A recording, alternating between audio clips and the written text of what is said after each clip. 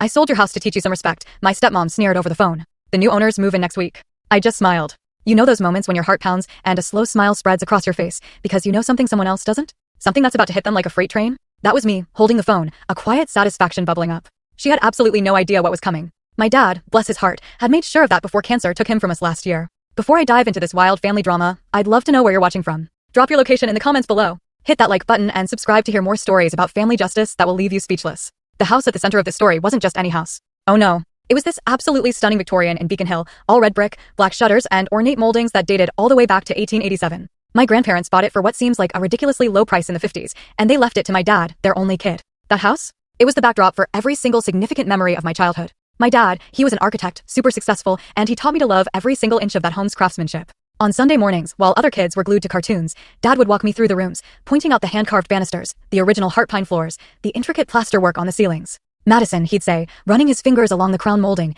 they don't make homes like this anymore.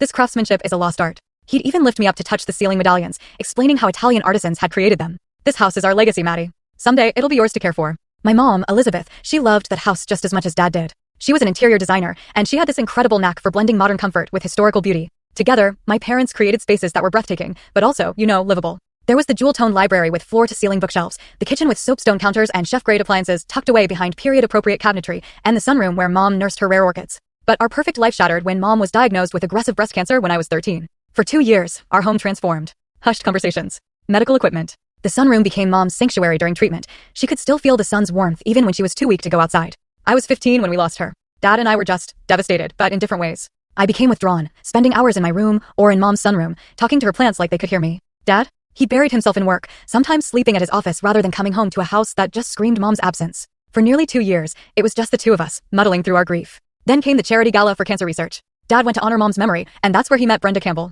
Brenda was everything my mother wasn't. Loud, flashy, attention-seeking. Where Mom was thoughtful and genuine, Brenda was calculated and performative. But she made Dad laugh for the first time in years. And I couldn't begrudge him that, even when she started showing up at our house for dinner 3 times a week. Be nice to Brenda, Dad would say before she arrived. She makes me happy, Maddie. So I tried. I really did. But from the beginning, Brenda made it clear that our house wasn't to her taste. This place is so old, she'd say, running a manicured finger along our antique sideboard. Wouldn't it be nice to update things? Get rid of some of this dark wood? Brighten the place up? Each suggestion felt like an eraser rubbing away a piece of my mother. The dated wallpaper in the dining room Mom had carefully selected. The old-fashioned clawfoot tub where Mom and I used to take bubble baths when I was little. The cluttered bookshelves filled with volumes that had Mom's notes in the margins. Full story on channel, link below. Watch what happened next.